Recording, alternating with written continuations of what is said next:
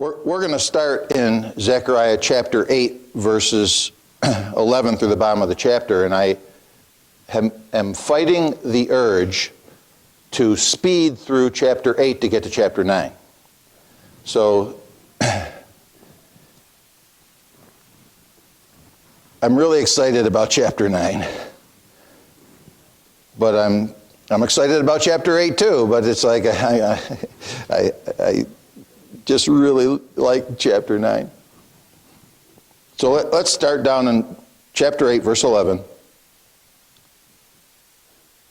But now I will not be unto the residue of this people as in the former days, saith the Lord of hosts. If you remember 2 weeks ago, when we finished this lesson, we talked about how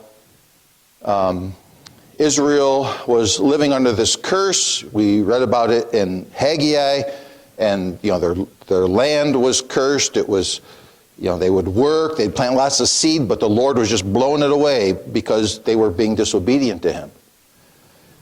Well, now we're coming to this new section, and I made the point that, if you need a change of direction, you need a change of scenery, let's say, in your life, you need to ask God about it. Because He can change your circumstances just like He's going to change theirs and will really change them in the future like that. And that's the confidence that you need to have. I've experienced that. Almost 20 years ago, my wife and I prayed for a change of circumstances with my job, because I'd heard a preaching on it, and the guy was talking about changing lanes was what he was talking about, but the idea was changing the circumstances in your life. And I was in my own business, and I had ruptured 2 discs in my neck, and all these things were going on. I was in my mid-40s, and I'm just like, I can't see myself doing this at 60. And we started praying about it. Why I didn't pray about it before that, I don't know. I'm just a really slow learner, I guess. I'm going to say, my wife probably has it written down somewhere. I'm going to say it wasn't a week. We started praying about it, and I don't think it was a week. It ain't like I went out and put resumes in. I didn't do anything but pray. That's all I did was pray. And if that sounds like I'm minimizing prayer, I'm trying to give you the opposite message, okay? It was nothing that I did. I put it in God's hands and asked. Because I had not, because I asked not, okay? In less than a week, I get a call.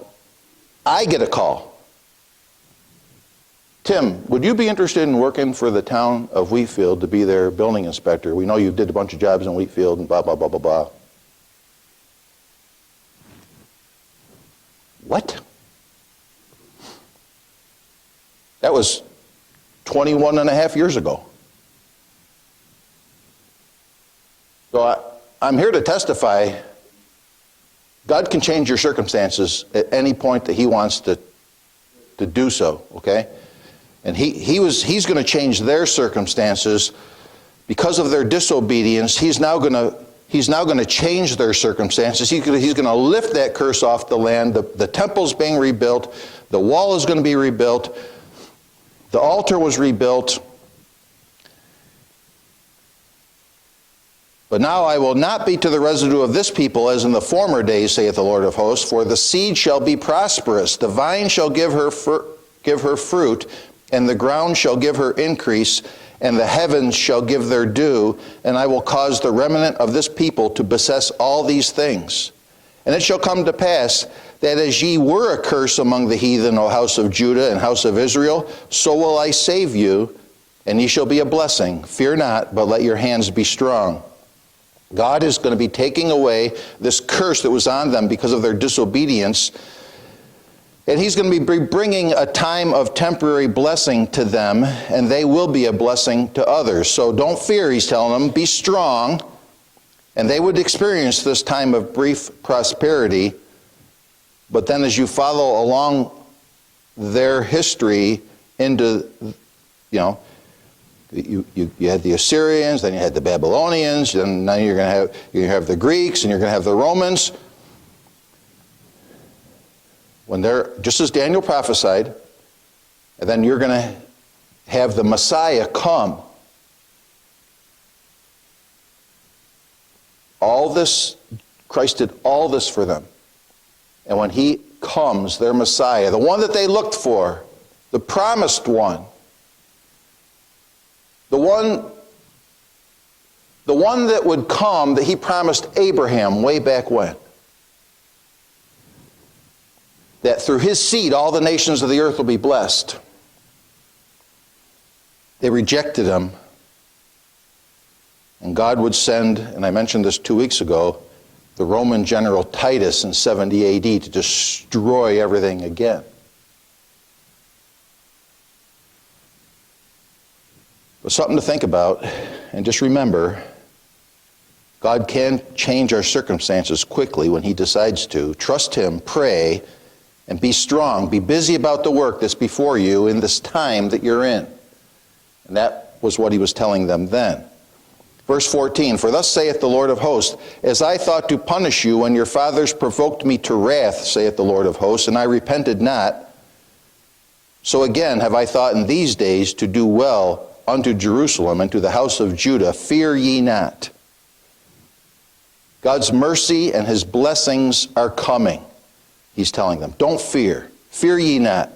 I don't like a lot of things. Like, it's just, if you like it, don't be offended, okay? I'm just telling you my own personal view for myself. It has no reflection on what you guys do, okay? I don't like the WWJD bracelets, okay? But you know what I do like, and you might think I'm hypocritical in saying this? I like the t-shirt that says, faith over fear. I like that saying, faith over fear. And when I read this, I'm thinking to myself, when it says, fear ye not, that statement came to my mind, fear ye not. Look at, put your faith in action, don't fear. Put your faith over the fear. Understand who it is that we worship. Understand it is who is your personal Savior. Understand who it is that resides in you through the Holy Spirit. Have faith in that and don't allow fear to come in. He's telling them, don't fear. These are the things that are going to happen. I'm going to bring them to pass. Do not fear. Understand that it's the Lord of hosts that is telling you all this stuff. And in verses 16 and 17, he starts talking about how there's conditions to blessing. It's reaping and sowing. You can't live in disobedience to God and expect his blessing on you. You can't love the things that God hates and expect God's blessing. And he's going to rehearse that in these next couple verses. These are the things that I shall do. Speak ye every man truth to his neighbor, execute the judgment of truth and peace in your gates.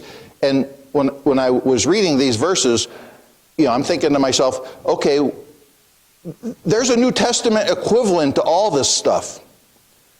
And you know why that is? Because God does not change. You might say, that's referring to some of the Ten Commandments. That was for Israel. Oh, really? You haven't read the New Testament then. How about, if ye love me, keep my commandments?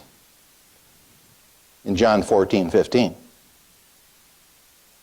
If you truly love me, you will keep my commandments. You will speak truth. You will execute the judgment of truth. You will seek for things that make for peace, things that edify, things that are gracious. Let none of you imagine evil in your hearts against his neighbor, verse 17. And love no false oath. For all these are things that I hate, saith the Lord. Don't allow yourself to imagine evil thoughts. And I put in my notes, learn to hate. That might sound really funny to you. You're telling us to learn to hate. Yes, that's exactly what I'm telling you. I'm not telling you to hate in an evil way. I'm telling you to learn to hate the things that God hates. Like the lying that comes out of our lips, or the pride that swells up in our heart. We would do well to hate the things that God hates.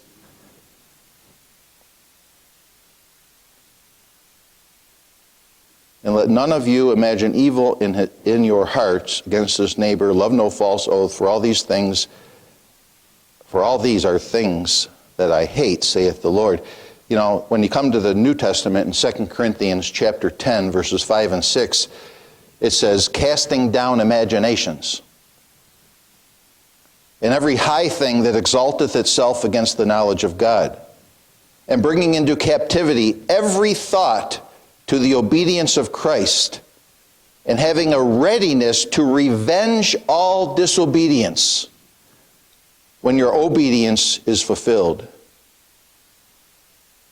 You know, a lot of our mental issues, the struggle that we all have in our head, in various different ways, and a lot of times manifest themselves out through our fingers and toes and mouths, would be stopped if we would really pay attention to that verse. We need to be ones that are casting down imaginations and every high thing that exalteth itself against the knowledge of God. And we need to bring into captivity every thought to the obedience of Christ. When that thought comes into your mind, that you're like, okay, I'm going to fear, and I'm going to worry, and I'm going to complain, and I'm going to, woe is me, and I'm going to think this or that. You know what that verse says? You need to grab that. You need to grab hold of that thought, and you need to cast it down. You need to not allow that thing to manifest itself and grow like a cancer. And if we would learn that verse to capture these things when it first comes into my mind and cast them down when they're so little. When we know, when we look into them, they're not true.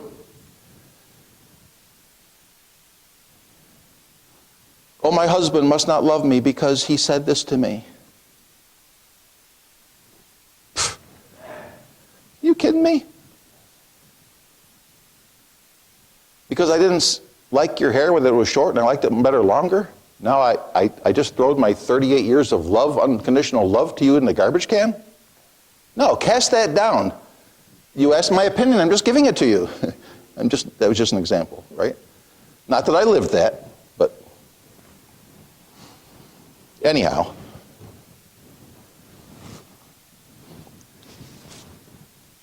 We have that verse in our kitchen. We try to ingrain that into our children early on. When these thoughts come into your head, when they come into my head, when they come into Renee's head, we need to grab a hold of them and hit them with the truth. No, God loves me. He'll never leave me. He'll never forsake me.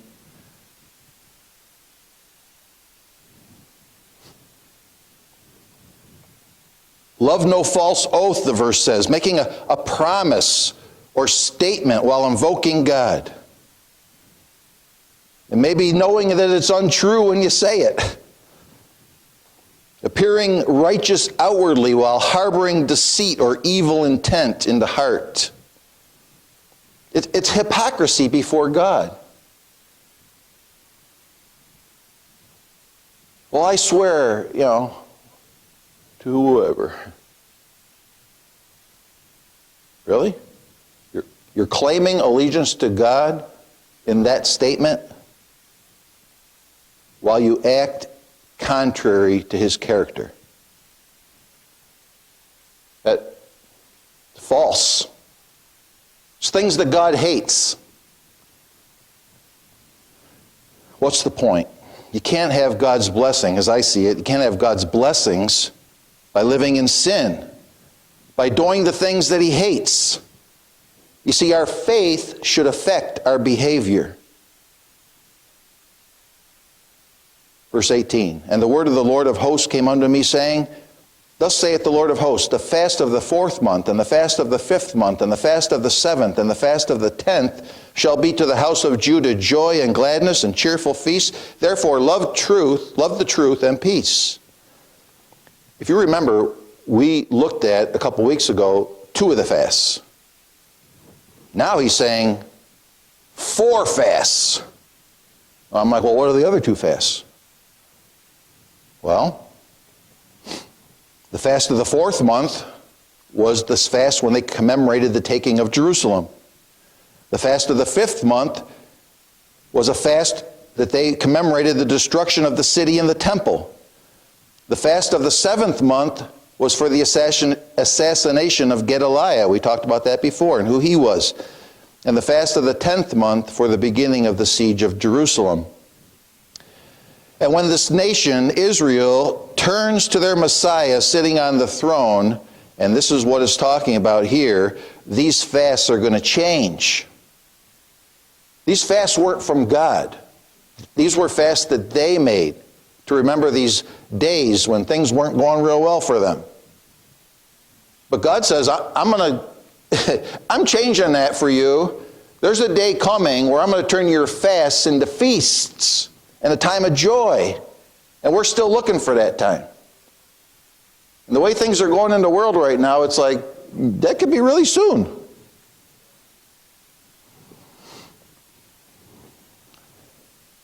And just again, remember, God can turn your sorrow into joy. But truth and righteousness must be embraced. You can't have your cake and eat it too.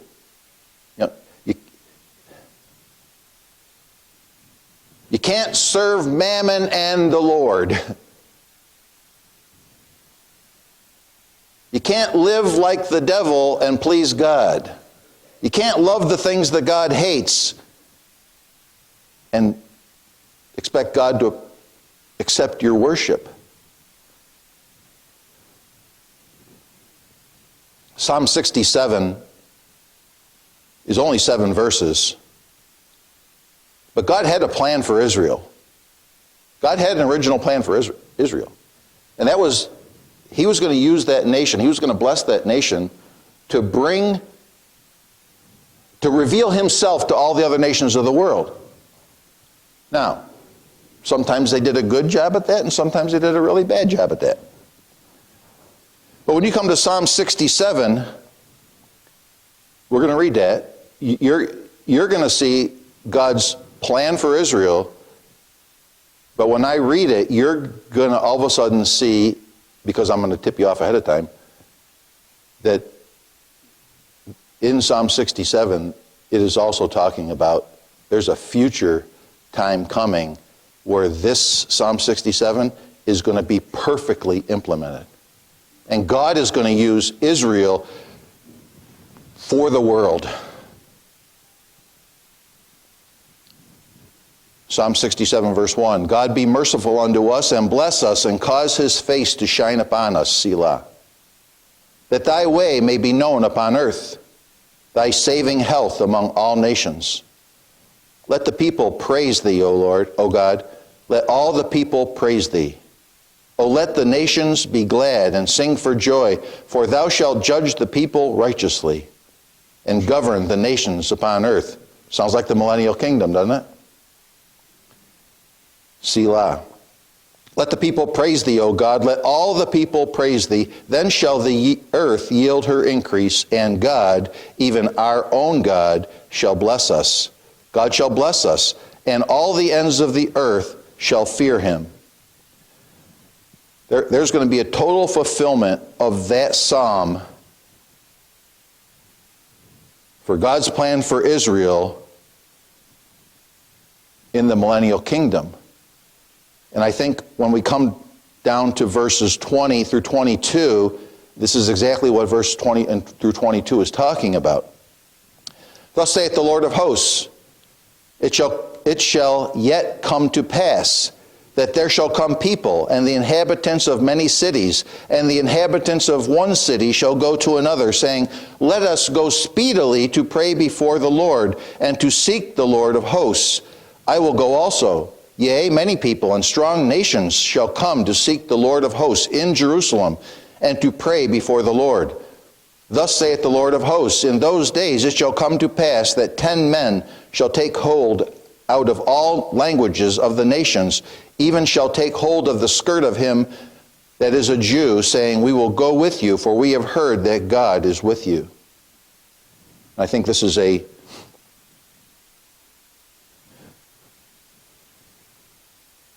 talking about the millennial time when all the nations will be coming to Jerusalem to seek the Lord, because he's going to be ruling and reigning from the throne of David. And all the nations of the earth are going to truly be blessed through them. During this time, many nations will seek the Lord, and they will hear and understand that God is with his people, and they will come looking for the truth. It'll be a time when Israel will attract others to come to Christ. And is that how our lives are?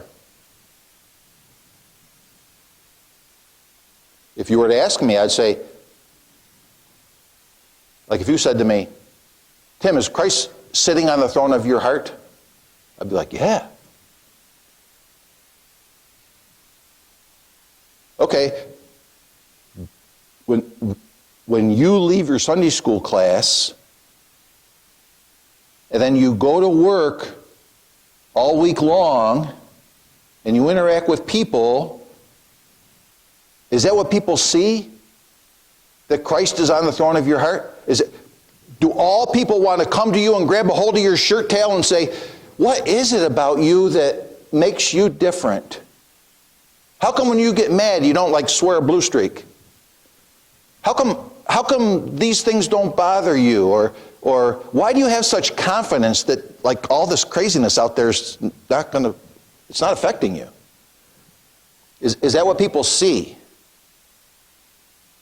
Am I displaying that Christ is on the throne? I got to answer that. You got to answer that. And are we pointing them then to the one on the throne?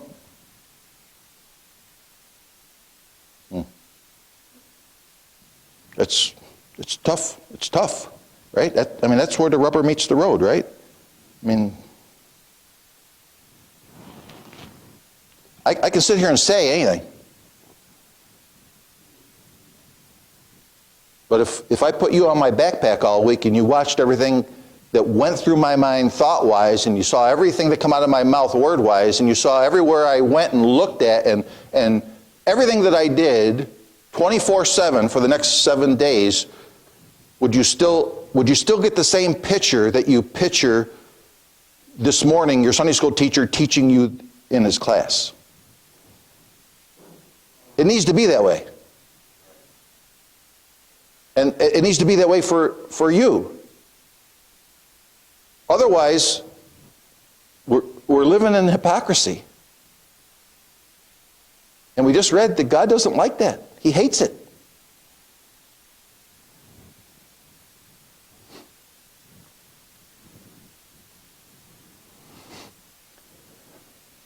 We'll start chapter 9. We'll see how far we get.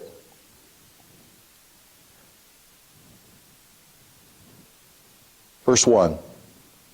The burden of the word of the Lord in the land of Hadric and Damascus shall be the rest thereof, when the eyes of man, as of all the tribes of Israel, shall be toward the Lord. There is a message coming, and it's a burden. It's a heavy message of judgment. It's something weighty that God is declaring against a region. And when it says, the eyes of man, as of all the tribes of Israel, shall be toward the Lord. Everybody is watching these things that are happening, and we can look at it through the rearview mirror, okay? I was telling Jim this morning, I should have paid more attention to world history in high school, right? I hated it. I can't tell you one thing I learned in world history. You know why? Because I hated it, and I just turned the guy off. I did what I could do. I mean, if I could pass with a 65, that's what I passed with, because I just did enough in that class to make myself, which I could do just by listening, right? I could listen and take the test and make enough points to pass, but I learned nothing. I wouldn't recommend that to anybody. Because had I have really paid attention to world history, Zechariah chapter 9 would have made more sense to me. Everyone is watching what is going on. The eyes of man, this burden that's coming, this message that's coming, and the things that are happening, everyone is watching and saying, Lord, what are you doing? We're watching what you're doing. This judgment is coming. And Hamath also shall border thereby, Tyrus and Zidon, though it be very wise. And Tyrus did build herself a stronghold, and heaped up silver as the dust, and fine gold as the mire of the streets. Behold, the Lord will cast her out, and he will smite her power in the sea, and she shall be devoured with fire. There's a sweeping judgment coming. It's coming through Syria and through the surrounding nations. And this follows a north-south invasion path. It starts in Syria with Hadric and Damascus. It moves south towards Tyre and Zidon. It ends in Philistia. And guess what? Had I paid attention in whatever grade it was, world history, it might have connected in my head that this is the exact route that Alexander the Great took in 332 BC. And it's the next thing with the prophecy of Daniel that's coming, but we're looking at it through the rearview mirror. It already happened. It's part of world history. Damascus fell. He conquered Syria. He destroyed Tyre after a famous siege. He took the Philistine cities, but he spared Jerusalem. I think it's so interesting that he spared Jerusalem. Isn't that, well, we're going to get to that. I don't know if we'll get to it this morning, but we're going to get to it. Tyre and Zidon, two major cities north of Israel in the land of Lebanon. They called Tyre the Queen of the Seas. You see, because there was a city on the mainland, but then there was also about a half a mile out this big island. There was a fortress. It was impenetrable. And the verse says they got silver and they got gold, and nobody could take them over. How do you take over an island that's a half a mile out back in 300 BC?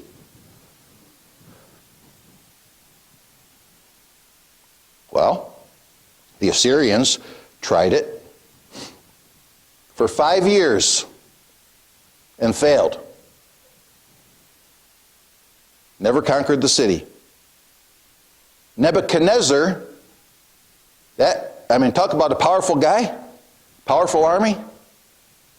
He tried it for 13 years and never conquered it. Then along comes the next one in the statue, Alexander the Great and the Greeks. And he takes over Tyre in 7 months. You know how he did it? Who knows their world history? He built the causeway, yeah. The city that was on the mainland, he took it over, destroyed it. Then he took all the stones and the rubble, and he made a causeway that his army could go out on land to get to the island city. Took it over in 7 months. The ruins are still there. The causeway is still there. Part of the world, it's just a fantastic military and engineering endeavor.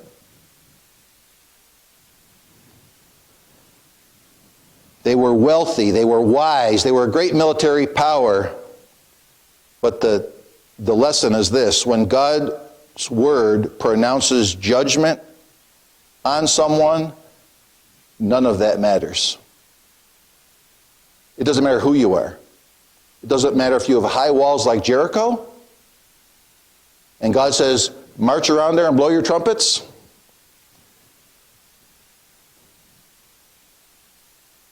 When God pronounces judgment, it's going to happen no matter how high and mighty and impenetrable you think you are.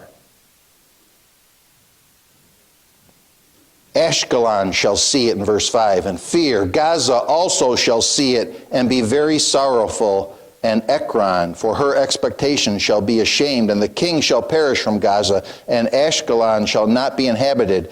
And a bastard shall dwell in Ashdod, and I will cut off the pride of the Philistines, and I will take away his blood out of his mouth, and his abominations from between his teeth. But he that remaineth, even he, shall be for our God, and he shall be as a governor in Judah, and Ekron as a Jebusite. And if you follow Alexander the Great, and you read down through these cities in these first 7 verses, that's exactly what happened. He took them over, he destroyed them, and he was moving south, and he was marching towards Jerusalem.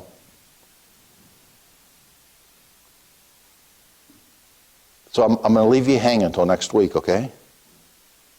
Because when we come to verse 8, something changes. When you come to verse 8, it says, and I will encamp about mine house because of the army, because of him that passeth by, and because of him that returneth. And no oppressor shall pass through them any more, for now I have seen with mine eyes. Next week we'll talk about Josephus' account of Alexander the Great coming to Jerusalem and what happened. And how unbelievable this verse comes to light in that. Because Alexander, comes there, and the high priest has a vision, and in that vision, God's, according to Josephus, tells him what to do and go out and meet him. And Alexander the Great bows and gives reverence to God and goes into the temple, and they read the book of Daniel chapter 8 to him, and he supposedly sees himself in the prophecy and spares Jerusalem. Had verse 8 not come to light, we'll leave you with this. Had verse 8 not come to light, when the opening of the New Testament starts and John 1 starts, it wouldn't be possible. If they would have destroyed everything all over again, everything would have been destroyed, Jerusalem would have been non-existent. How would John 1 happen? God spared Jerusalem.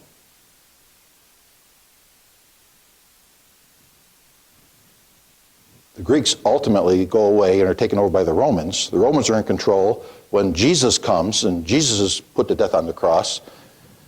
And we'll get into all of that next week, and it's just really exciting, okay? And if you want to read ahead and get yourself really excited for next week, start reading about the blood of the covenant, which I think is in verse 9, 10, or 11, okay? And you'll be excited for next week, and you'll be prepared for next week, all right? But it's really something. And I was telling Jim this morning, I said, I got to be honest with you, I just really was not looking forward to doing.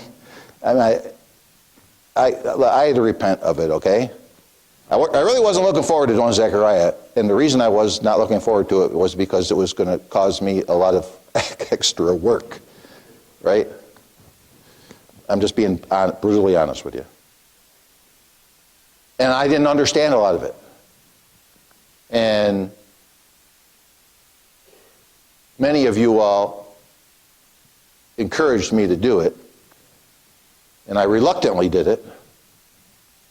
And I have been so blessed because of it. And I'm just ashamed that I was so reluctant to do it. But I'm just going to tell you, I've been just so blessed. And